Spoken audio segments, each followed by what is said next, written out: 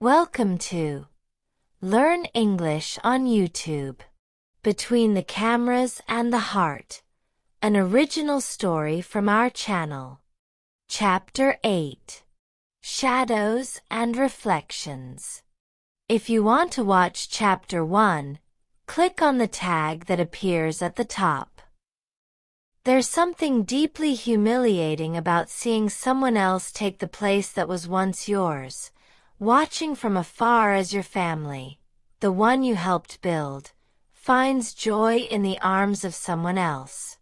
That pain hasn't left me since Laura came into our lives.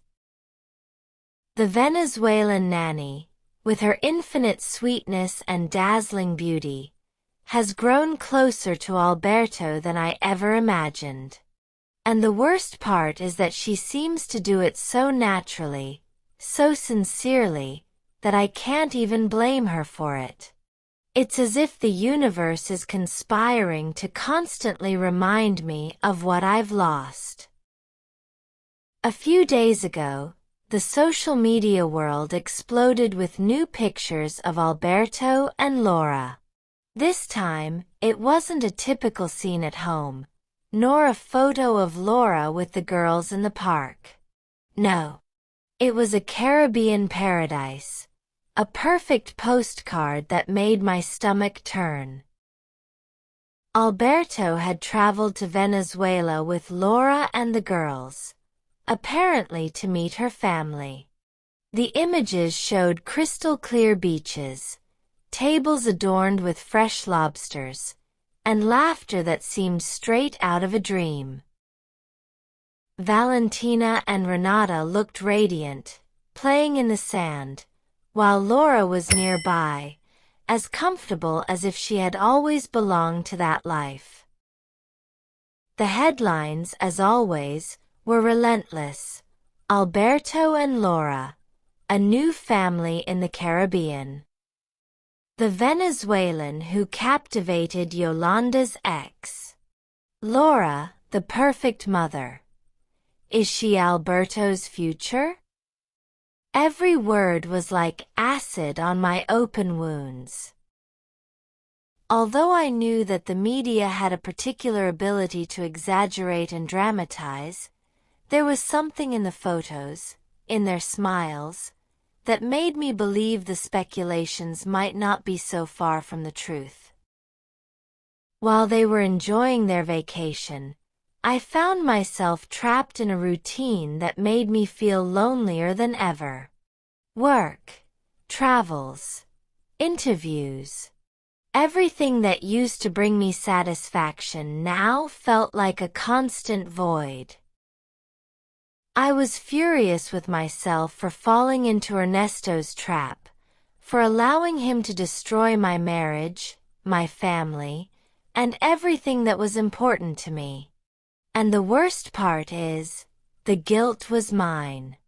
No one forced me to cross that line. It was I who did it. Now, my life is a distant echo of what it used to be.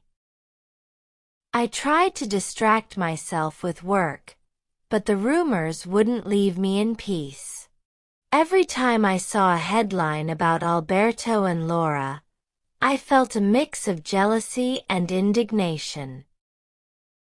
Not only had I lost Alberto, but now it seemed like someone else was making him happy, giving him everything I couldn't. Laura wasn't just taking care of Valentina and Renata as if they were her own daughters, she was also filling the spaces I had left empty, both in Alberto's life and in theirs. I remember one particularly difficult night.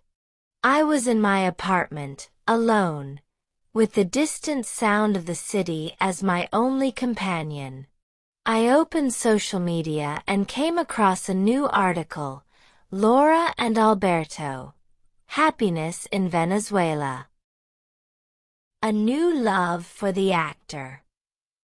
The photo that accompanied the headline showed Laura and Alberto sitting at a table by the sea. Their smiles were natural, easy, They looked happy. The worst part is that part of me wanted it to be true.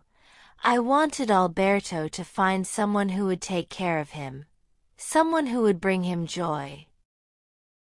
But another part, the more selfish and hurt part of me, wished he would never forget what we had, that he would never stop feeling that I still had a place in his life. The following days were a storm of emotions. I couldn't talk to my daughters without feeling like I was failing them.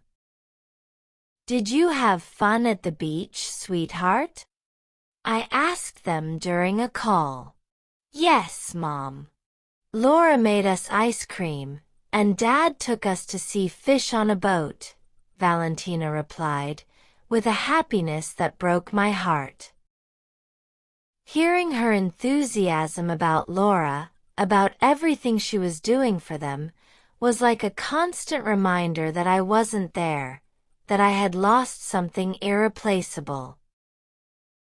Ernesto, as always, tried to interrupt my thoughts. He called me several times, probably to invite me to a party or to talk about the next project he wanted to involve me in. I ignored him. At that moment, any connection with him only reminded me of how far I had fallen. He wasn't just the man with whom I made the mistake that destroyed my family. Now he was the symbol of my lowest point, of all the decisions I wished I could undo. The Caribbean paradise where Alberto and Laura were seemed so distant from my reality. While they were enjoying beaches and laughter, I was trapped in my world, trying to repair the broken pieces of my life. But one thing was certain. Although it hurt and angered me, I wasn't going to give up. Valentina and Renata were my light, and I would find a way to show them that, despite everything, I was still their mother. Awesome! Let's see how well you remember the new words. It's time for the vocabulary challenge. Time to practice. Challenge number 1. Pause the video and comment a sentence using one of the new words you learned today.